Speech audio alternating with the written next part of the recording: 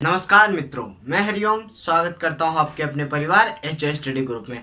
आज हम cultivation of गवावा पढ़ेंगे। जामफल की खेती, अमरूद की खेती। जामफल भी इसी का नाम है। यह 17वीं शताब्दी में हमारे भारत में आया। 17वीं शताब्दी में भारत में आया। कहाँ से आया? तो दक्षिण अमेरिका से यह भारत में आया। इसकी कल्टीवेशन कैसे करते हैं, इसका बोटेनिकल नेम क्या है, इसकी फैमिली, गुणसूत्र, खाने योग्य भाग वगैरह वगैरह, प्रवर्धन, ये सब कुछ आज हम पढ़ेंगे। मैं आपको ट्रिक भी बता दूंगा किस्मों की और इसके बोटेनिकल नाम, पूरा बेस कंप्लीट करने की। बस आप कंटिन्यू बने रहे, आप एच स्टडी ग्रुप के साथ कंटिन्यू बने रहे और आप हमारा साथ दे। आज हम अमरूद की खेती पढ़ेंगे। देखो, मैं आपको फैक्ट भी बताऊंगा इन चीजों के और इनका लॉजिक और ट्रिक दोनों ही बताऊंगा। ठीक है, आप देखते रहो, आपको सब कुछ यहीं पर याद होगा। अब देखो, अमरूद, मैंने आपको पहली क्लास में भी बताया था कि हॉर्टिकल्चर कौन सी भाषा का शब्द है? हॉर्टिकल्चर लैटिन भाषा का शब्द है। पोमोलॉजी कौन सी भाषा का शब्द है? लैटिन प्लस ग्रीक भाषा का शब्द है। मैंने आपको बताया था, क्योंकि मैंने जब भी आपको कहा था कि लॉजी शब्द लगता है वह ग्रीक भाषा का शब्द होता है। क्या होता है? ग्रीक भाषा का शब्द होता है, किंतु पोमोलॉजी एक अपवाद है। ये मैंने पहले भी आपको बता चुका हूं, किंतु यह लैटिन प्लस ग्रीक दोनों भाषाओं का शब्द है पोमोलॉजी। ठीक है, कल्चर जिसमें लगता है वह लैटिन भाषा का शब्द है। अब देखो, एग्रीकल्चर, एग्रीकल्चर कौन सी भाषा का शब्द है? तो लैटिन भाषा का शब्द है। फिर आता है एग्रोनॉमी, एग्रोनॉमी कौन सी भाषा का शब्द है? तो ग्रीक भाषा का शब्द है। कल्चर जिसमें आएगा वह लैटिन हो जाएगा, एग्रोनॉमी ग्रीक भाषा का हो गया। ठीक है, और जैसे साइटोलॉजी वगैरह ये हो गया, वो कौन सी भाषा के हो जाएंगे? वह ग्रीक भाषा के हो जाएंगे। गन्ना संस्कृत भाषा का है। कौन सी भाषा का है? संस्कृत भाषा का है। संस्कृत भाषा का कौन सा शब्द है? गन्ना संस्कृत भाषा का शब्द है। ठीक है, मौसम अरबी भाषा का शब्द है। मौसम कौन सी भाषा का? अरबी भाषा का शब्द है। ये चीज आप याद रखा करो। ठीक है, नोट भी कर लेना। आज हम अमरूद की खेती पढ़ेंगे। ठीक है, आओ देखो। अब देखो, अमरूद का बोटेनिकल नेम क्या है, मतलब वानस्पतिक नाम। अमरूद में हिंदी में और इंग्लिश दोनों में ही रिवाइज कर दूंगा। ठीक है, अमरूद का वानस्पतिक नाम सीडियम गवाजावा, गवाजावा। मैं आपको ट्रिक भी बताऊंगा, सबकी ट्रिक भी बताऊंगा, आप लोड मत लेना। ठीक है, हम क्या करते हैं, बोटेनिकल नेम, वानस्पतिक नाम। द्विनाम पद्धति किसने दी थी? द्विनाम पद्धति किसने दी थी? केरोलस लीनियस ने। केरोलस लीनियस ने इसको दिया था। लीनियस, ये भी आप ध्यान रखना। केरोलस लीनियस ने द्विनाम पद्धति दी थी और कहा था कि मतलब यह इनके नाम के नीचे अंडरलाइन करते हैं, क्योंकि यह लैटिन भाषा में लिखते तो हम लिख नहीं सकते। और इंग्लिश में आप ध्यान रखना कि इसमें पी साइलेंट रहता है। सीडियम गवाजावा। ठीक है, ऐसे ध्यान रखना, इनके नाम के नीचे अंडरलाइन करते हैं। ये इसका बोटेनिकल नेम हो गया। फादर ऑफ टेक्सोनोमी भी केरोलस लीनियस है। ठीक, इसका फैमिली क्या है? अब इसका परिवार या कुल देखो, मैं आपको सब बता दूंगा, ट्रिक भी बता दूंगा, आप देखते जाओ। इसका परिवार क्या है, इसकी फैमिली क्या है? इसकी फैमिली है मिर्टेसी। मिर्टेसी इसका परिवार है। इसमें गुणसूत्र नंबर क्या है? गुणसूत्र क्रोमोसोम संख्या। गुणसूत्र संख्या कितनी है? तो इसकी गुणसूत्र संख्या 22 है। कितनी है? 22 है, मतलब 2n युग्मकों की संख्या होती है। फैमिली कौन सी है? मिर्टेसी कुल का है। इसमें खाने योग्य भाग कौन सा है? खाने योग्य भाग, एडिबल पार्ट, इसका कौन सा भाग खाया जाता है? तो इसमें पेरिकार्प, प्लस थैलेमस इसका खाया जाता है। इसका पुष्प प्रकार बताओ। पुष्प प्रकार, इसका इनफ्लोरेसेंस कौन सा है? तो इसका इनफ्लोरेसेंस साइम है, या साइमोस भी आप कह सकते हो। साइमोस भी आप कह सकते हो। ठीक है, फिर इसका देखो, पुष्प प्रकार साइम या साइमोस हो गया। इसमें क्या होता है? पर परागण होता है। पर परागण होता है, और कौन करता है? कीटों के द्वारा इसमें पर परागण होता है। अब देखो, पुष्प का प्रकार, ये मैं आपको बताता हूं। इसमें क्या होता है? इसमें बहार होती है, इनमें बहार होती है। और बहार का नियंत्रण किससे करते हैं? देखो, नेप्थलिक एसिटिक एसिड से बाहर का नियंत्रण किया जाता है @600 ppm प्लस 1 से 2% यूरिया के साथ। अब देखो, 600 ppm से थोड़ा अधिक लेंगे तो क्या होगा, वह फूल गिरा देगी, और 600 ppm से कम लेंगे तो वह फूल बढ़ा देगी। तो बहार का नियंत्रण इससे से किया जाता है। कम या ज्यादा बहारें क्या होती है, 3 प्रकार की होती है। अपने भारत में बहारें 3 प्रकार की होती है। आम से चालू होती है, ये भी मैं आपको यहीं पे बता देता हूँ। देखो, अम्बे बहार, अम्बे बहार, बस आप नोट करते रहना। अम्बे बहार, मृग बहार, मृग बहार, और हस्त बहार। कौन सी, हस्त बहार। इनकी ट्रिक बताता हूं मैं। अब देखो, इनमें पुष्पन, पुष्पन, इनमें पुष्पन कब होता है और फलन कब होता है। अब देखो, आम में तो कौन सी बहार ली जाती है, अम्बे बहार ली जाती है। अपने अमरूद में कौन सी बहार ली जाती है, तो वो मृग बहार ली जाती है। और अनार में कौन सी ली जाती है, तो वो हस्त बहार है। अगर अनार में अधिक सूखा होगा, अनार में सूखा होगा तो मृग बहार ले लेंगे। ठीक, ये भी आप ध्यान रखना। अनार जब पढ़ाऊंगा तब मैं आपको ये चीज भी वहीं पे बता दूंगा। आम में अम्बे बहार लिए जाती है। अब देखो, ट्रिक देखो आप, मैं बताता हूं। मजनू, मजनू आप याद रखना। मजनू, मजनू है ना, मजनू की एक मूवी भी है कि मजनू क्या है। अब ये देखो, अब इसका आपको ट्रिक बताता हूं कि कैसे याद रखना है। अब देखो, पुष्पन तो आप डाल दो मैं जय नु। ठीक, ऐसे डाल दिया। और एक बात और देखो, इधर भी डालो मैं जय नु। ठीक, ऐसे डाल दिया। अब देखो, म से कौन सा महीना आता है, तो फरवरी और मार्च।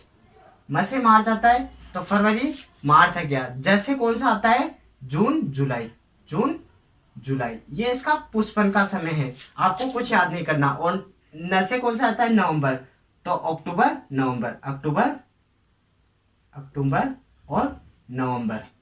इसमें तो क्या होता है, इनमें पुष्पन होता है। इन फलों में पुष्पन का समय, जैसे अभी हम मृग बहार लेते हैं, तो अब हमसे क्वेश्चन पूछ ले कि अमरूद में पुष्पन कब होता है, तो जून जुलाई में होता है। और पौधारोपण भी हम जून जुलाई में ही करते हैं, ये भी आप नोट कर लेना।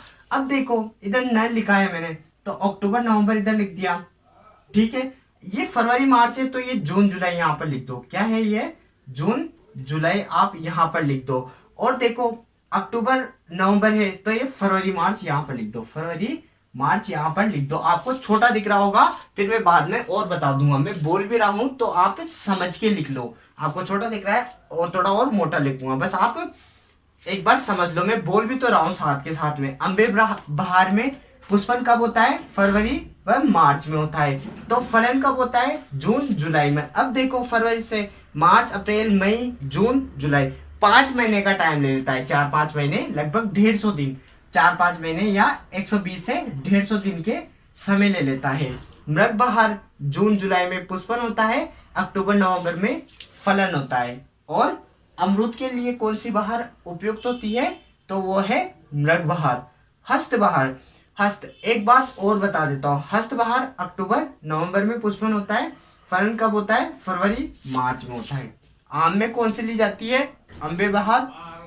अमरूद में कौन सी ली जाती है, मृग बहार। और अनार में कौन सी ली जाती है, हस्त बहार। ये भी मैंने आपको यहीं पे क्लियर कर दिया। नेप्थलिक एसिटिक एसिड से इसका बहार नियंत्रण किया जाता है। ठीक है, खाने योग्य भाग हो गया पेरिकार्प, थैलेमस। पुष्प का प्रकार हो गया साइम या साइमोस आप कह सकते हो।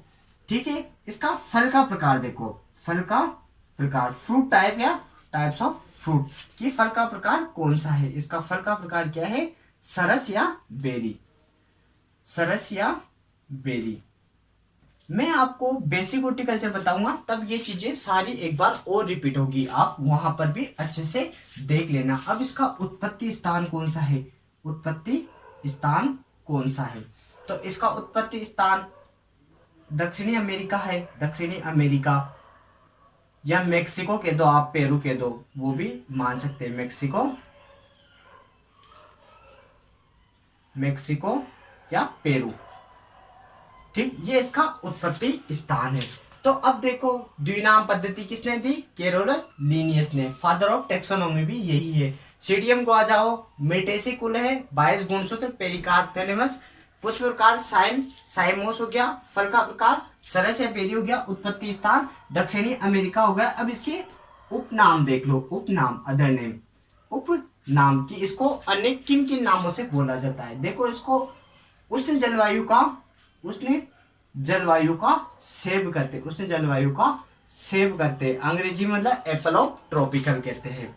ठीक, गरीब आदमी का सेव करते हैं, गरीब आदमी का सेव करते हैं। अब मैं आपको ट्रिक भी बताऊंगा, अब देखो सीडियम गुआजाओ मेटेसी 22 उत्तरी अमेरिका दक्षिणी अमेरिका में इसका उद्भव हुआ था। उद्भव मतलब वो कहते हैं जहां पर इसकी जंगली जातियां अधिक पाई जाती है। फैमिली कुल मेटेसी हो गया, गुणसूत्र संख्या 22 हो गया, मतलब द्विगुणित युग्मकों की संख्या। खाने योग्य भाग पेरिकार्प या थैलेमस, बाहरी भाग और अंदर का थैलेमस भाग हम इसको खाते हैं। पुष्प प्रकार इन्फ्लोरेसेंस क्या हो गया, साइम इसका पुष्प प्रकार हो गया। फल का प्रकार सरस या बेरी हो गया। और उत्पत्ति स्थान जहां पर इसकी सर्वाधिक जंगली प्रजातियां पाई जाती है वो कौन सी है, दक्षिणी अमेरिका मेक्सिको में। उपनाम क्या है, उष्ण जलवायु का सेब हो गया और गरीब आदमी का सेब हो गया। ये इसके, अब मैं एक ट्रिक बता रहा हूं, आप ट्रिक देख लो, बाहर हमने बता ही दिया। अब देखो एक अमर नाम का बनता है, जैसे मैं आपको सारी ट्रिकें रिवाइज कर रहा हूँ। आम में मैंने क्या बताया था कि आम नहीं मैंगो है, ये मैंने आपको बताया था। फिर मैंने क्या पढ़ाया था आपको, बेर पढ़ाया था। बेर में मैंने जिजी की कहानी बताई थी, क्या बताई थी मैंने, जिजी की कहानी बताई थी। फिर मैंने आपको क्या पढ़ाया था, आंवला पढ़ाया था। तो आंवला में क्या बताया था, अंबालिका पढ़ाई थी कि अंबालिका भारत में बीएससी करते करते पेड़ सूख गए, वो वाली स्टोरी। अब देखो, अब इसमें क्या शब्द है, अमरूद। तो अमर आ रहा है ना, तो अमर नाम का एक लड़का है, आपको याद कराता हूं, अमर नाम का एक लड़का है। अमर अमेरिका कहां जाता है, अमेरिका। देखो इसमें भी अमर आ रहा है, इसमें भी अमर आ रहा है। तो अमर अमेरिका सीढ़ियों से गया, कहां से गया, सीढ़ियों से गया। अब देखते जाना, अमर अमेरिका सीढ़ियों से गया और 2 पेंट प्लस 2 थैले ले गया, 2 पेंट और 2 थैले ले गया। ठीक है, अमेरिका चला गया और सामान में क्या क्या ले गया वो अपने साथ, 2 पेंट और 2 थैले ले गया। अब वह अमेरिका गया तो अमेरिका में उसने क्या देखा, एक सोने की मुर्गी देखी, सोने की मुर्गी देखी जो क्या कर रही थी, सरस दूध पी रही थी, सरस दूध पी रही थी, प्लस सरस दूध पी रही थी और क्या कर रही थी वह, और वह कर रही थी माउंट। उसने क्या देखा, माउंट लेयरिंग, वह माउंट पर लेयरिंग कर रही थी, माउंट की पतली लेयर पर चढ़ते हुए उसने देखा। और क्या कर रही थी, और देखो सोने की मुर्गी देखी, वह क्या कर रही थी, स्टंट कर रही थी। ये सारे काम कौन कर रही थी, और वहां के अमेरिका में, और उसने एक चीज और देखी, उसने अमेरिका में एक चीज और देखी। अपने भारत तो क्या है, गरीब है, उसने अमेरिका में क्या देखा, गरीबों को ना सेब खाते हुए देखा, गरीबों को सेब खाते हुए देखा। ये ट्रिक है अपनी। अब देखो मैं एक बार बता देता हूँ आपको, फैक्ट भी बता दिया, ट्रिक से भी आपको बता देता हूं कि अमर अमेरिका गया, 2 पेंट 2 थैले ले गया, 2 पेंट और 2 थैले ले गया। फिर उसने सोने की मुर्गी देखी, सोने की मुर्गी क्या कर रही थी, सरस दूध पी रही थी, माउंट की पतली लेयर देखी, स्टंट कर रही थी, और गरीब को सेब खाते हुए उसने वहां पर देखा। अब देखो अमर मतलब अमरूद हो गया, अमेरिका मतलब दक्षिणी अमेरिका इसका उत्पत्ति स्थान, सीडी से गया मतलब सीडियम गुआजाओ, इसमें क्या है, पी साइलेंट रहता है ना, ये आप देख लेना, पी साइलेंट रहता है। सीडियम गुआजाओ इसका बोटेनिकल नेम है। मेटेसिस का कुल है, क्या क्या ले गया है, 2 पेंट और 2 थैले, 2 + 2 मतलब 22 इसके गुणसूत्रों की। पेंट मतलब पेरिकार्प और थैला मतलब थैलेमस, खाने योग्य भाग हो गए। सोने मतलब साइम इसका पुष्प प्रकार हो गया, इनफ्लोरेसेंस हो गया। सरस इसका फल का प्रकार हो गया, सरस या बेरी। माउंट लेयरिंग अभी अपन प्रवर्धन पढ़ेंगे, क्या पढ़ेंगे, प्रवर्धन पढ़ेंगे। तो प्रवर्धन किसके द्वारा होता है, स्टंट करते हुए देखा, स्टंट भी करी थी, स्टोलिंग व माउंट लेयरिंग के द्वारा इसका प्रवर्धन होता है। और आधुनिक में क्या होता है, एयर लेयरिंग होता है। और देखो इसने गरीबों का सेब, तो इसका अन्य नाम क्या हो गया, गरीबों का सेब भी की इसे कहते हैं। मैंने आपको बाहर, आप स्क्रीनशॉट खींच लो, फिर मैं आगे बढ़ता हूँ, ठीक है। अब आप देखो इसी के साथ हमसे बने रहो, मैं ऐसे ट्रिक आपको बताता रहूँ, ऐसे ट्रिक बनाऊंगा और आपके साथ शेयर करूंगा। अब बस लाइक शेयर कर दो एक बार लाइक शेयर, अच्छा लगे तो लाइक शेयर कमेंट करके बताओ कि आपको वीडियो कैसा लग रहा है। ठीक, आगे देखते हैं अब आगे क्या होता है। आगे इसके हम सामान्य विवरण देखेंगे, अमरूद का सामान्य विवरण। ठीक है, अब हेडिंग डालो सामान्य विवरण, सामान्य विवरण। अब देखो अमरूद का क्या क्या फैक्ट है। पहला नंबर का कि अमरूद के क्या होता है, अमरूद का अर्धपका, अर्धपका फल होता है ना, अर्धपका, अर्धपका फल का गुद्दा, फल का गुद्दे में क्या होता है, पेक्टिन सर्वाधिक होती है। पेक्टिन की मात्रा क्या होती है, सर्वाधिक होती है। पेक्टिन की मात्रा क्या होती है, सर्वाधिक होती है। तो इसका उपयोग किस काम में लिया जाता है, इसका उपयोग जेली बनाने में काम में लिया जाता है। जब हम पीएचटी पढ़ेंगे, मतलब पोस्ट हार्वेस्ट टेक्नोलॉजी पढ़ेंगे, वहां पर पूछा जाएगा कि सर्वाधिक उपयुक्त जेम किससे बनाया जाता है, उपयुक्त जेम किससे बनाया जाता है, तो वह सेब से बनाया जाता है। और सर्वाधिक उपयुक्त जेली किससे बनाई जाती है, जेली किससे बनाई जाती है, तो हम आंसर देंगे वहां पर अमरूद। ठीक, ये बात भी आप यहाँ पे नोट कर लो।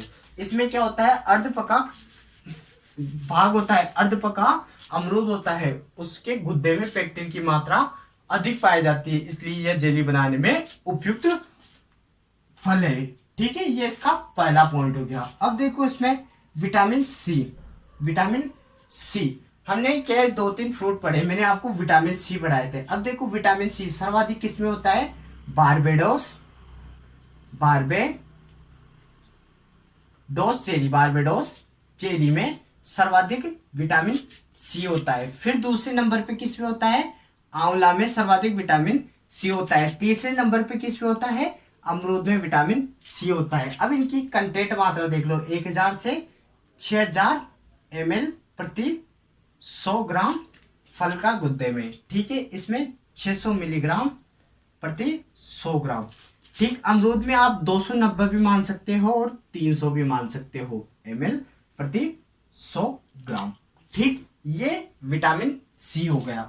अब देखो इसका अर्धपके भाग में क्या होता है, पेक्टिन की मात्रा अधिक होती है, तो जेली बनाने के लिए उपयुक्त होता है। विटामिन सी यह पाला के प्रति क्या होता है, संवेदनशील होता है। मैंने आपको देखो पहले बताया था, तो मैंने क्या है, पाला को ऐसे न लिखकर ऐसे लिखा था। इसका मतलब क्या बताया था मैंने आपको, पपीता सर्वाधिक संवेदनशील होता है पाला का।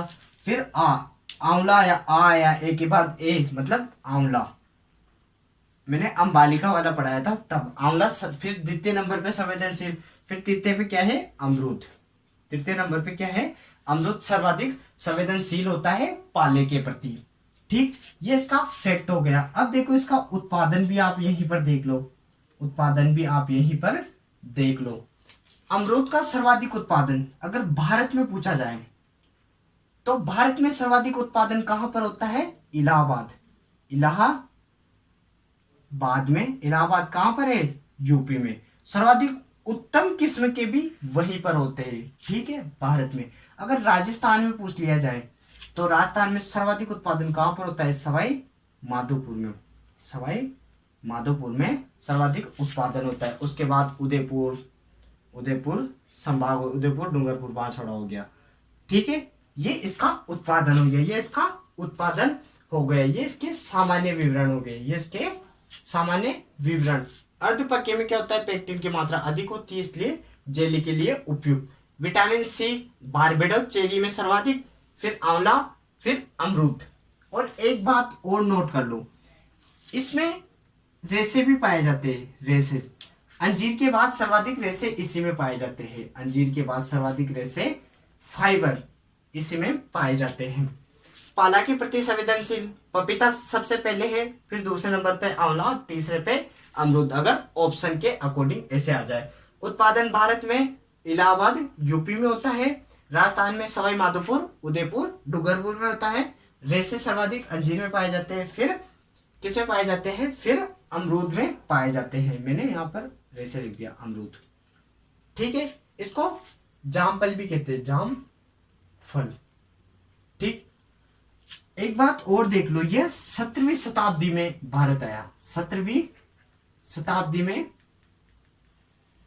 भारत में आया, भारत में आया। ठीक है, 17वीं शताब्दी में यह भारत में आया। ये बात भी आप नोट कर लो या स्क्रीनशॉट खींच लो। अब इसके बाद हम इसका एक संस्थान देखते हैं। ठीक है, कि अमरूद का संस्थान कहाँ पर है, तो मैं संस्थान भी आपको यही बता देता हूँ। देखो इसका संस्थान, इंस्टीट्यूट। ठीक है, तो IISH, इंडियन इंस्टीट्यूट ऑफ सब ट्रॉपिकल हॉर्टिकल्चर, इंडियन इंस्टीट्यूट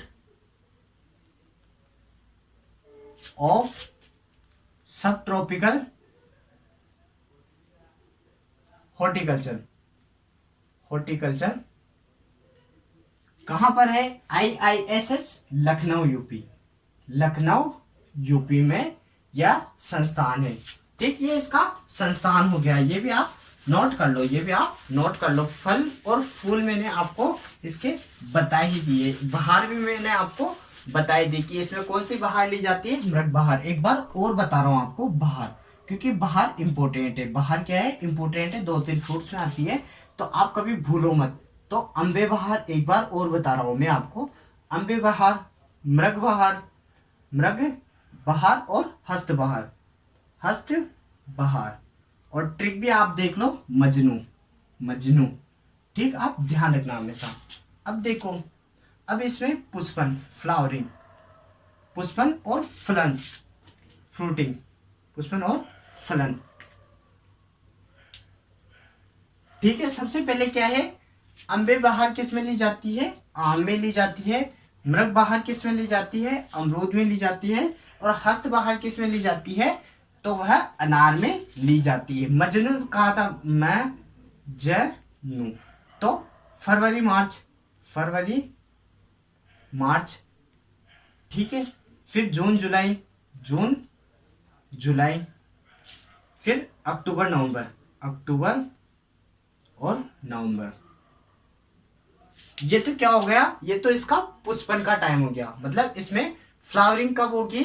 तो फरवरी मार्च में अम्बे बहार, मृग बहार में जून जुलाई, हस्त बहार में अक्टूबर नवंबर। ठीक है, अब ये यहाँ पे उठाते जाओ। ठीक है, जिसमें आपका काम हो जाएगा। अब देखो, फरवरी मार्च तो जून जुलाई, जून जुलाई हो गया। फिर ये यहाँ पे डाल दो अक्टूबर नवंबर, अक्टूबर नवंबर। ये काम हो गया। अब ये फरवरी मार्च यहाँ पर लिख दो, फरवरी मार्च। अब देखो, आप कभी भूल नहीं पाओगे, आपको हमेशा के लिए याद हो जाएगा। आप स्क्रीनशॉट खींच लो या नोट कर लो। अम्बे बहार आम में ली जाती है, आपको ये बता देता हूं। आम, ये अमरूद और ये अनार। ठीक है, ये हो गया। इसका नियंत्रण कैसे हो गया? 600 ppm। अब ppm का भी बता देता हूं। ppm कैसे बनाते हैं? पार्ट पर मिलियन, पार्ट पर मिलियन मतलब 10 की घात 6 होता है। ये आपको मैंने एक बार वो बताया था कि जब मैंने सोइल वाला चैप्टर पढ़ाया था, मृदा वाला चैप्टर पढ़ाया था, तब प्रतिशत को ppm में बदलना सिखाया था। आज मैं देखो, सीधी बात, नो बकवास, मिलीग्राम प्रति लीटर, इसी को क्या कहते हैं? 1 ppm। आप अगर 10 मिलीग्राम पाउडर 1 लीटर पानी में घोल रहे हो तो वह 10 ppm का घोल हो गया। आप 500 मिलीग्राम पाउडर 1 लीटर में घोल रहे हो तो वह 500 ppm का घोल हो गया। 700 मिलीग्राम अगर 1 लीटर में घोल रहे हो तो वह 700 ppm का हो गया। और मैंने आपको प्रतिशत से ppm में बदलना भी सिखाया था। जब मैंने क्या कहा था, 0.03% क्या होती है? CO2 गैस होती है। मतलब यह 300 ppm होती है। मैंने आपको बताया था, सोइल के चैप्टर में अच्छे से बताया था। मैंने क्या कहा था कि 0.03% बटा 100 इंटू 10 की घात 6 किया था। तो 2 जीरो कट गए, मतलब 4 हो गए। फिर 4 में 2 जीरो कट गए, फिर 300 आ गया था। एक बार आप सोइल पढ़ के आओ, सोइल साइंस की प्लेलिस्ट बनी हुई है, आप वहां पर देख लो। ये ppm का कंसेप्ट भी यहीं पर क्लियर कर लो, आपको हमेशा के लिए याद हो जाएगा। ठीक है, अब इसके आगे 600 ppm। ठीक है, किसका? नेप्थेलिक एसिडिक एसिड का, प्लस 1-2% यूरिया, या कहीं कहीं जगह पे 10% भी मिल सकता है। ठीक है, आप देख लेना वो। अब देखो, 600 ppm से अधिक रखते हैं ना, और आधे पुष्प आने के बाद यह प्रक्रिया की जाती है। बाहर नियंत्रण, आधे पुष्प आने के बाद यह प्रक्रिया की जाती है। अगर पुष्प अधिक लाना हो तो 600 ppm से कम मात्रा, ताकि पुष्पों की वृद्धि होगी। 600 ppm से अधिक मात्रा तो पुष्प गिर जाएंगे, मतलब बाहर नियंत्रण नेप्थेलिक एसिटिक एसिड से किया जाता है। अब आप एक बार स्क्रीनशॉट खींच लो या नोट कर लो। मैं अब मिटा देता हूँ इसको, अब इसको मिटा देता हूँ। अब हम इसके प्रवर्धन देखेंगे कि अमरूद का प्रवर्धन कैसे किया जाता है, ये भी हम यहीं पर देखेंगे।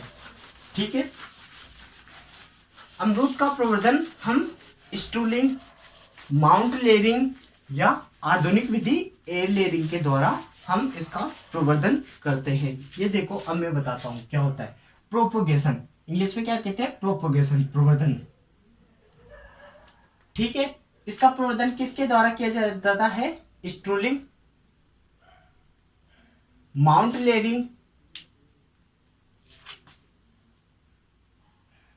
या आधुनिक। अभी किस में किया जा रहा है? आधुनिक तो देखो टिश्यू कल्चर भी होता है, तो टिश्यू कल्चर भी होता है। टिश्यू कल्चर के द्वारा क्या होता है? एक मीडिया माध्यम लिया जाता है, उसमें क्या है, एक भाग लिया जाता है, उसके द्वारा क्या अधिक मात्रा में, अधिक संख्या में पौधे तैयार किए जाते हैं, केलस वगैरह बन जाता है, तो वो टिश्यू कल्चर है। वो आधुनिक विधि है, इसके द्वारा बहुत कम समय में अत्यधिक मात्रा में पौधे तैयार करना। और प्रवर्धन क्या होता है कि एक किस्म के पौधे अधिक से अधिक तैयार करना प्रवर्धन कहलाता है। ठीक है, आधुनिक हो गया और एयर लेयरिंग भी हो गया, हवा में एयर लेयरिंग। अब देखो, जो इसकी प्रवर्धन की विधियां है, स्टूलिंग, माउंट लेयरिंग, मतलब गुट्टी दाब भी आप इसको कह सकते हो, गुट्टी दाब विधि, गुट्टी दाब विधि। मैं प्रवर्धन बताऊंगा, वहां पे भी सबको एक एक बार बता दूंगा। ठीक है, अब देखो स्टूलिंग क्या होता है। जैसे ये पौधा है, ये पौधा होता है, ये जमीन है, ये जमीन है, ये जड़ें निकली हुई है। अब देखो क्या होता है कि इस पौधे को काट दिया जाता है, इस पौधे को काट दिया जाता है। काटने के बाद क्या होता है, इसके यहाँ से शाखाएं निकलने लग जाती है। क्या निकलने लग जाती है? शाखाएं निकलने लग जाती है। वहां पर क्या करते हैं, फिर मिट्टी चढ़ा देते हैं। क्या करते हैं? वहां पर मिट्टी चढ़ा देते हैं, फिर उसको लेके अलग स्थान पर बो दिया जाता है, जिससे पौधा तैयार हो जाता है। ठीक है, ये स्टूलिंग हो गया। अब देखो, ये किसकी तरह बन गया? या एक स्टूल की तरह बन गया, एक स्टूल की तरह यह संरचना बन गई, मतलब स्टूलिंग हो गया। ठीक है, अब माउंट लेयरिंग क्या होता है कि जैसे ये पौधा होता है, ये पौधा होता है, अब इसकी डालियां होती है, जैसे इसकी डालियां हो गई, इसकी डालियां हो गई, तो इसकी डालियों को क्या करते हैं कि इसकी एक डाल को लेते हैं, एक डाल को लेते हैं, और ये जमीन की सतह पर लेयरिंग के क्या प्रकार होते हैं, लेयरिंग के प्रकार होते हैं। जैसे एयर लेयरिंग क्या हो, हवा में ही डाली में क्या बांध दिया जाता है, थोड़ी सी मिट्टी वगैरह घास बांध दी जाती है, तो जड़ आ जाती है। अब लेयरिंग में गुट्टी दाब में क्या करते हैं, एक बार यूं लेते हैं और यहाँ पर मिट्टी में दबा देते हैं, तो यहाँ पर कुछ समय बाद क्या होती है, यहाँ पर जड़ें निकल जाती है। जड़ें निकलने के बाद हम क्या करते हैं, इसको पौधे से अलग कर देते हैं। बाद में जड़ें निकलने के बाद पौधे से अलग कर देते हैं और इसको अलग जगह पर ले जाकर इसको हम बो देते हैं। ये लेयरिंग क्रिया हो गई। ठीक है, लेयरिंग के प्रकार भी होते हैं, तो ये हम वहां पर प्रवर्धन पढ़ेंगे, तब मैं आपको इनको विस्तार से बता दूंगा। एयर लेयरिंग मतलब हवा में ही कर लेते हैं। ये इसके क्या हो गए, ये इसके प्रवर्धन हो गए। ठीक है, अब मिडो आर्चिड पढ़ेंगे हम। क्या पढ़ेंगे? इससे संबंधित है मिडो आर्चिड। मिडो आर्चिड, मिडो आर्चिड क्या है? तो यह IISH, इंडियन इंस्टीट्यूट ऑफ सब ट्रॉपिकल हॉर्टिकल्चर, कहां पर है? लखनऊ, यूपी। यहां से निकली हुई है। यह विधि कहां से निकली हुई है? IISH, मिडो आर्चिड। यह क्या होती है? यह विधि क्या होती है कि इसका रोपण करते हैं कि इसमें एक पूछा सर्जन, इलाहाबाद सफेदा, इसकी एक किस्म है, इलाहाबाद सफेदा, ये इसकी किस्म है। तो इसकी दूरी, जैसे हम पौधे को बाते हैं, हम पौधे को लगाते हैं, तो उनकी दूरी कितनी रखते हैं? तो उनकी दूरी रखते हैं 6 × 6 मीटर दूरी रखते हैं। अब देखो, एक मूल व्रंत रहता है इसका, एक मूल व्रंत रहता है पूषा सर्जन, उसकी दूरी कितनी रखती है? ये हो गया R/P, मतलब रो और प्लांट, कतार से कतार की दूरी और प्लांट से प्लांट की दूरी। ये बात आप भी यहीं पर सीख लो। मूल ग्रंथ रहता है पूषा सर्जन, उसकी दूरी कितनी रखते हैं? तो उसकी दूरी 3 × 3 मीटर रखी जाती है। ठीक है, अब मिडो आर्चिड में क्या है, इलाहाबाद सफेदा की दूरी कितनी रखते हैं? 2 × 1 मीटर इसकी दूरी रखते हैं। अब पौध संख्या भी आपसे पूछ सकता है कि पौध संख्या, 1 हेक्टेयर में पौध संख्या क्या हो गई। तो पौध संख्या भी आप यहीं पर निकालना सीख लो। पौध संख्या का सूत्र होता है पौध संख्या बराबर, अब देखो, पौध संख्या बराबर हेक्टेयर मतलब क्षेत्रफल, क्षेत्रफल मीटर में, ठीक है, और आर इंटू पी मतलब दूरी, ये भी मीटर में। क्षेत्रफल 1 हेक्टेयर लेंगे तो 1 हेक्टेयर बराबर कितना होता है 10,000 मीटर, 10,000 मीटर। और आर इंटू पी मतलब 6 इंटू 6 कितने हो गए 36 हो गए। 10,000 बटा 36 हो गए। जब आप इसको काटोगे कितने आएंगे आप ये कमेंट करके बताना, ये आप कमेंट करके बताना कि लगभग कितने आते हैं। 156 के समथिंग लगभग पौधे आएंगे, आप कमेंट करके बताना, ठीक है। मीडो आर्चिड विधि कहाँ से निकली हुई है, तो IISH bank, IISH Indian Institute of सब ट्रॉपिकल हॉर्टिकल्चर लखनऊ यूपी से यह विकसित विधि है, लखनऊ यूपी से यह विकसित विधि है। इससे इलाहाबाद सफेदा की किस्म जिसकी दूरी कितनी रहती है 2 इंटू, देखो मीडो ऑर्चिड, मीडो ऑर्चिड IISH से निकली हुई है, ठीक है। इसकी उपयुक्त कौन सी है, उपयुक्त किस्म कौन सी है मीडो ऑर्चिड विधि की, इलाहाबाद सफेदा। इसकी दूरी क्या रखते हैं 2 इंटू 1 रखते हैं, 2 इंटू 1 मीटर रखते हैं। इसमें लगभग क्या होता है, लगभग 5,000 पौधे तक इसकी खेती में काम आ जाते हैं। अब देखो दूरी नॉर्मल कितनी रखते हैं 6 इंटू 6 मीटर, वैसे तो 8 इंटू 8 भी रखते हैं, कोई 6 इंटू 6 मानी गई है। फिर मूल वृंत पूषा सर्जन की कितनी रखते हैं 3 इंटू 3 मीटर। अब पौध संख्या निकालना बताया था कि 1 हेक्टेयर में कितना होता है 10,000 मीटर स्क्वायर, ठीक है।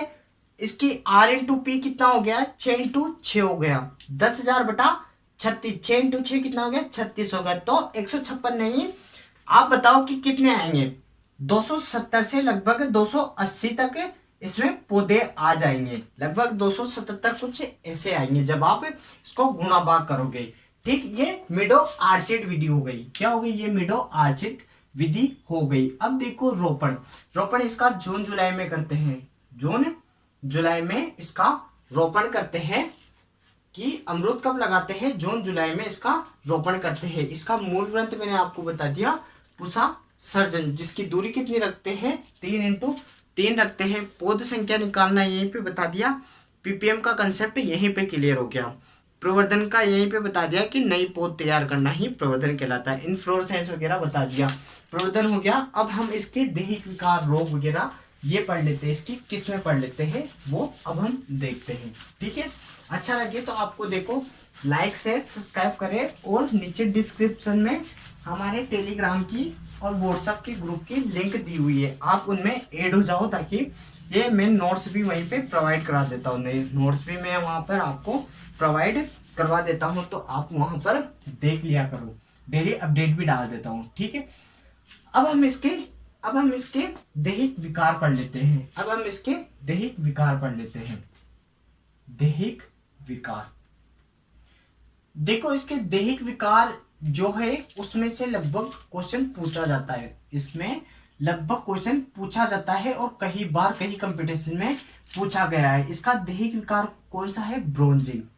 क्या है ब्रोंजिंग मतलब भूरापन, ब्रोंजिंग मतलब भूरापन। अब देखो सभी फसलों में मैंने आपको न्यूट्रिएंट्स का चैप्टर पोषक तत्व पढ़ाए थे, तब वहां पर ट्रिक से बताया था, मैंने बोरोन पढ़ाया था।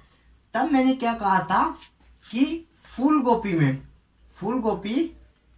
में भूरापन मतलब ब्रोंजिंग, फूल गोभी में ब्रोंजिंग किसके कारण से होता है भूरापन, तो बोरोन के कारण से होता है। और लगभग सभी सब्जियों में भी इसकी कमी से होता है। बोरोन का सूचक पौधा कौन सा होता है, तो कौन होता है सूरजमुखी हेलियंथस एनम, सीडियम ग्वाजाओ।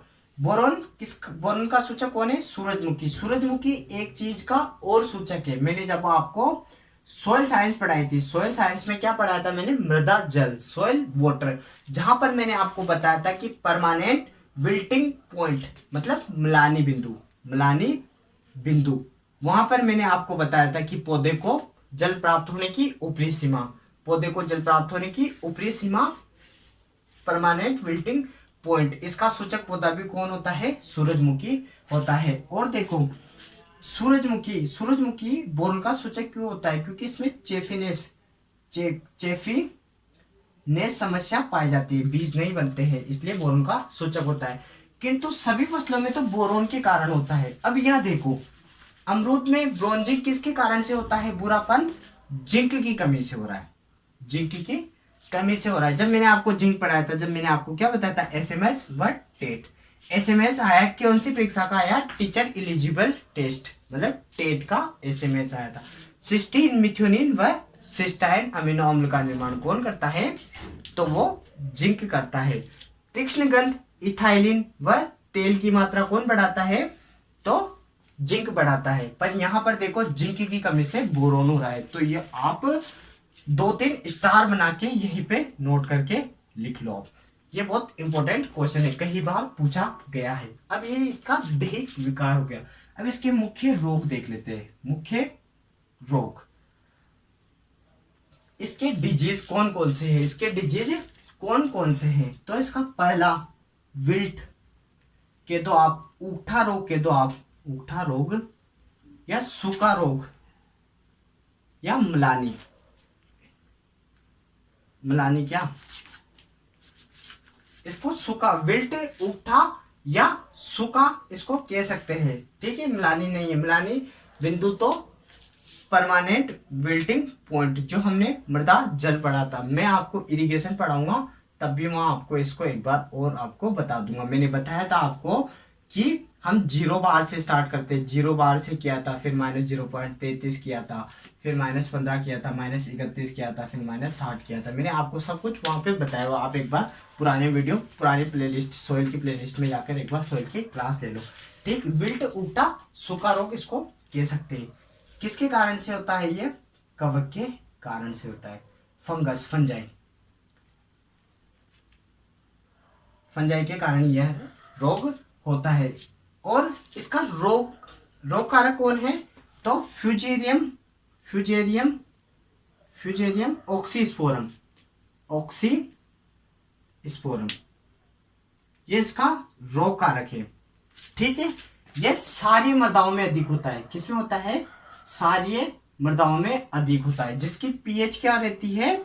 7 से अधिक जिसकी पीएच रहती है, उन मृदाओं में विल्ट, ऊठा रोग, सूखा रोग पाया जाता है। अब इसका उपचार, तो इसका उपचार में आप ऐसा करो, इसके उपचार में आप जिप्सम डाल दो, जिप्सम डाल दो, कैल्शियम सल्फेट डाल दो, तो सारी मृदाओं को सुधार भी हम जिप्सम से करते हैं। जिप्सम बताया था मैंने आपको सोल साइंस में, तो क्या बताया था कि कैल्शियम की मात्रा कितनी रहती है? 28.2% तो कैल्शियम रहता है, और सल्फर कितना रहता है? 18.6% में सल्फर पाया जाता है। मैं उर्वरक बताऊंगा वहां पे भी आपको बता दूंगा। और जिप्सम क्या है? सल्फर रहता है। सल्फर क्या करता है? तेल की मात्रा बढ़ाता है, तो तेलीय फसलों में इसको डाला जाता है 250 किलोग्राम प्रति हेक्टेयर की दर से। ये भी आप यहीं पर नोट कर लो। एक दूसरा है, इसमें एंथ्रेक्नोज पाया जाता है, एंथ्रेक्नोज भी इसी में पाया जाता है, एंथ्रेक्नोज रोग भी इसी में पाया जाता है, ठीक। ये भी एक यहीं पर नोट कर लो, ठीक है। ये इसके 2 रोग हो गए। अब इसका देखो देह विकार हो गया, इसके रोग हो गए। अब इसके कीट देख लो, आप इसके कीट देख लो कि अमरूद में कौन सा कीट पाया जाता है। तो अमरूद की फल मक्खी है, फल मक्खी। तो अमरूद की फल मक्खी का नाम क्या है? बैक्ट्रोसेरा डोरसेलिस इसकी फल मक्खी है। बैक्ट्रोसेरा डोरसेलिस किसकी है? बेर की फल मक्खी है। अनार की, हमने अनार तो अभी पढ़ा नहीं, अनार पर बताऊंगा तब मैं आपको वहां पे बता दूंगा। हमने अभी बेर की फल मक्खी पढ़ा था, तो विराकुला आइसोक्रेटस उसका नाम था। और एक सफेद मक्खी रहती है जो वायरस जनित रोगों को फैलाती है, उसका नाम होता है बेमेसिया टेबेसाई, ठीक है। इधर देखो अमरूद की फल मक्खी का क्या नाम है? बैक्ट्रोसेरा डोरसेलिस। बेर हमने पढ़ लिया, तो बेर की फल मक्खी क्या बताए थे? विराकुला आइसोक्रेटस। एक सफेद मक्खी रहती है जिसका नाम होता है बेमेसिया टेबेसाई। हमने ऊठा विल्ट रोग पढ़ा, फ्यूजेरियम ऑक्सीस्पोरम एक एंथ्रेक्नोज होता है। ठीक, ये इसके कीट, दैहिक विकार और इसके मुख्य रोग हो गए। अब हम इसकी किस्में देख लेते हैं। अब हम इसकी बची कुछ किस्में देख लेते हैं, जिसके बाद लगभग ये पूरा कवर हो जाएगा। देखो कंफ्यूजिंग किस्में भी मैं आपको यहीं पे बता दूंगा, कंफ्यूजिंग किस्में भी मैं आपको यहीं पर बता दूंगा। ठीक है, अब इसकी किस्में, ट्रिक भी मैं आपको यहीं पे बताऊंगा। अब देखो इलाहाबाद सफेदा, आपको ट्रिक भी बता दूंगा मैं। इलाहाबाद सफेदा, इलाहाबाद सुरखा, इलाहाबाद सुरखा, फिर ललित। ठीक है, फिर आती है ललित के बाद चित्तीदार, फिर आती है सरदार, सरदार या लखनऊ 49, लखनऊ 49 या L49 भी इसको कह सकते हैं, L49 भी आप इसको कह सकते हो। फिर देखो अर्का वाली कौन सी है, तो अर्का मृदुला, अर्का मृदुला इसकी हो गई। अर्का किरण, अर्का किरण भी इसकी किस्म हो गई। फिर देखते हैं हम इसकी 8वीं किस्म, अर्का अमूल्या। ठीक है, फिर है श्वेता, श्वेता इसकी हो गई। फिर आ गया एप्पल कलर, एप्पल कलर इसकी किस्म हो गई। फिर इसकी संकरण किस्में, संकरण किस्में मैं आपको ट्रिक बता दूंगा। ठीक है, कोहिर सफेद, कोहिर सफेद हो गया। फिर सफेद जाम, सफेद जाम इसकी किस्म हो गई। फिर हिसार सफेदा, हिसार सफेदा और हिसार सुरखा, हिसार सुरखा इसकी किस्म हो गई। ये इसकी किस्में हो गई, ये इसकी किस्में हो गई। एक दो सीडलेस होती है, एक दो सीडलेस किस्में होती है, वह भी हम यहीं पर देख लेंगे। ठीक है, आपको 2-3 कंफ्यूजिंग किस्में मैं आपको यहीं पे बताता हूँ। देखो मैंने 2-3 बार, कई बार आपको बताया है। अब देखो अभी बताते हैं। अब एक ट्रिक बता देता हूं मैं आपको पहले इनको याद करने की, कि इलाहाबाद में, देखो इलाहाबाद में सफेद सुर्खे है। क्या है? सफेद सुर्खे है, सुर्खे है। तो लाल, तो लाल व चित्तीदार कहां पर है? तो लाल व चित्तीदार सुर्खे कहां पे है? तो वह लखनऊ में है। लखनऊ में किसके पास है? लखनऊ में सरदार के पास है। किसके पास है? लखनऊ में सरदार के पास यह सुर्खे है। लाल व चित्तीदार सुर्खे किसके पास है? लखनऊ में सरदार के पास है। अब देखो सरदार की वाइफ, सरदार, सरदार की वाइफ कौन है? सरदार क्या है? एक मर्द है। तो ए मर्द, इसकी वाइफ कौन है? किरण है। ठीक है, तो हमने इसको कहा कि ए मर्द, ए मर्द तू किरण की, तू किरण का मूल्य नहीं समझ सकता, नहीं समझ सकता। ये हमने ट्रिक देख ली अर्का वालों की। अब देखो इसमें लगभग पूरी किस्में कंप्लीट हो गई। देखो इलाहाबाद सफेदा ये हो गई, इलाहाबाद सुरखा ये वाली हो गई। तो लाल चित्तीदार कहां पर है? लाल का मतलब ललित हो गया, चित्तीदार चित्तीदार हो गया। कहां पर है? लखनऊ में सरदार के पास, मतलब लखनऊ 49 या सरदार 49 हो गई। सरदार भी इसको कहते हैं L49। अब देखो सरदार कौन है? एक मर्द है। ए का मतलब हो गया अर्का। तो ये अर्का वाली किस्म है कि ए मर्द तो किरण का मूल्य नहीं समझ सकता। इसकी वाइफ कौन है? किरण इसकी वाइफ है। तो अर्का मर्दुला किसकी किस्म हो गई? तो अमरूद की किस्म हो गई। अगर मैं पूछूं कि मर्दुला किसकी किस्म है, तो आप बताओ कमेंट करके मर्दुला किसकी किस्म है। तो मैं अनार पढ़ाऊंगा तब भी आपको ये बताऊंगा मृदुला अनार की किस्म है। ये भी मैं आपको वहीं पे बता दूंगा। पूछा सीडलेस भी इसी की अनार की किस्म है। ठीक है, तो अर्का मृदुला किसकी हो गई? अमरूद की हो गई। अर्का किरण किसकी हो गई? ये देखो अर्का किरण किसकी हो गई? अमरूद की हो गई। और अर्का अमूल्य कि तू इसका मूल्य नहीं समझ सकता, तो किसकी हो गई? अमरूद की हो गई। फिर देखो श्वेता भी इसी की किस्म है, एप्पल कलर भी इसी की किस्म है। इसका नाम मैंने क्या बताया था आपको? गरीबों का सेब। गरीबों का। सेब किसे कहते हैं? तो अमरूद को कहते हैं। तो इससे याद रख लेना आप, एप्पल कलर भी इसी की किस्म है। संकर किस्में देखो, कोहिर सफेद हो गया, सफेद जाम हो गया, हिसार सफेदा हो गया, और हिसार सुरका ये हो गया।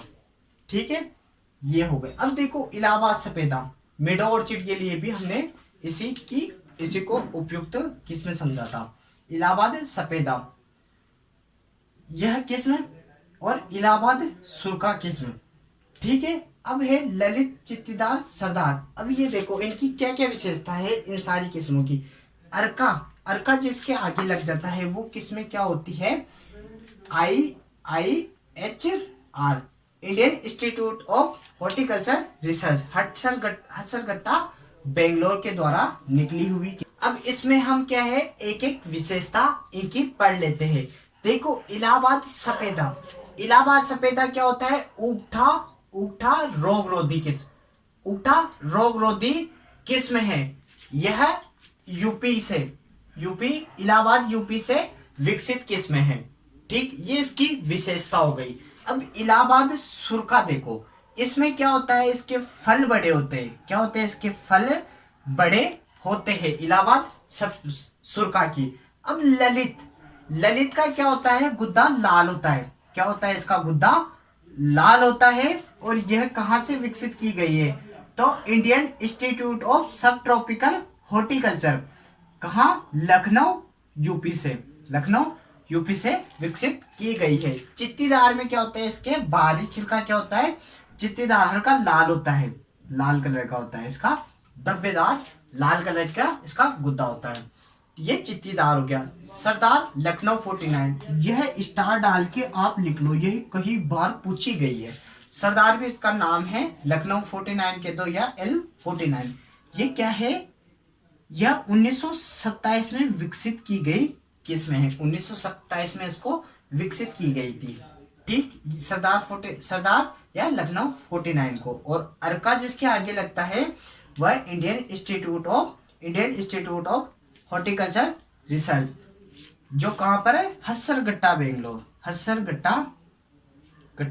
बेंगलोर, बेंगलोर के द्वारा विकसित किस्मों के आगे क्या लगता है? अर्का लगता है। तो हिसार क्या है? हिसार किसके आगे लगता है? चौधरी चरण विश्वविद्यालय हिसार का है ना, उसके किस्मों के आगे क्या लगता है? हिसार लगता है। ठीक है, ये किस्में हो गई। श्वेता भी IISH से विकसित है, लखनऊ से विकसित है। एप्पल कलर भी इसी की किस्म हो गई, जिसमें एप्पल के समान कलर होता है ना, वही एप्पल कलर होती है। संकर किस्में कौन कौन सी है? कोहिर सफेदा, सफेद जाम हो गया। और हिसार वाली देखो, हिसार सफेदा हुआ है, हिसार सूर्या हो गया। अब दो तीन किस्में और है, मैं आपको यहीं पे बता देता हूँ। कंफ्यूजिंग वाली भी देख लो। सीडलेस कौन कौन सी है इसकी? नागपुर सीडलेस, ठीक है, और सहारनपुर सीडलेस किसकी किस्म है? अमरूद की किस्म है। तो आप बताओ मुझे, लखनऊ सीडलेस किसकी किस्म है? लखनऊ सीडलेस किसकी किस्म है? ये आप मुझे कमेंट करके बताओ। ठीक है, लखनऊ सीडलेस किसकी किस्म है? यह नींबू की किस्म है, अब देखो एक दो बात और बता देता हूँ। मैंने आपको पपीता पढ़ाया था, जब भी बताया था कि सूर्या किसकी किस्म है? सूर्या पपीता की किस्म है। आम पढ़ाया था, पूसा सूर्या किसकी किस्म है? कंफ्यूजिंग वाली आप लिख लो ताकि कभी कंफ्यूज नहीं हो। पूसा सूर्या किसकी है? आम की किस्म है। तो हिसार सूर्या किसकी किस्म है? हिसार मैंने आपको बता दिया, चौधरी चरण विश्वविद्यालय हिसार के द्वारा निर्मित की गई किस्म है। हिसार सूर्या किसकी किस्म है?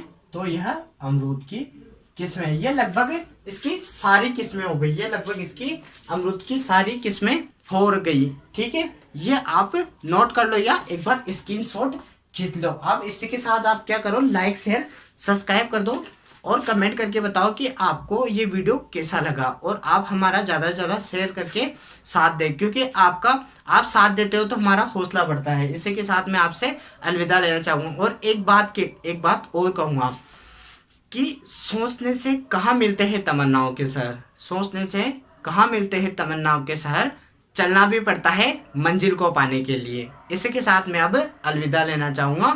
धन्यवाद।